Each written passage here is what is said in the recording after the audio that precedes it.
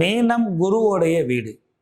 குருவோடைய வீட்டுக்கு சனி வந்தாலோ அல்லது ஒரு கட்டத்தில் குரு சனி சேர்க்கை ஏற்பட்டாலோ குரு சண்டால யோகம் சொல்லப்பட்டிருக்கு. 1,08,04,326 யோகம் இருக்குது.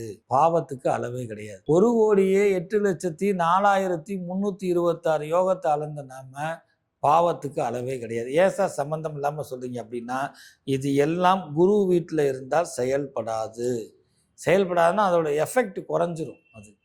அதனால மீன ராசிக்காரர்கள் பயப்பட வேண்டியது ஒன்றும் இல்லை. குறிப்பாக இந்த மீன ராசியில் இருக்கிறவங்களுக்கு 6 சம்பவங்கள் நடைமுறைக்கு வரும். கல்யாணம் ஆகாதவங்களுக்கு கல்யாணம் கைகூடும். குழந்தை பிறப்பு உண்டு.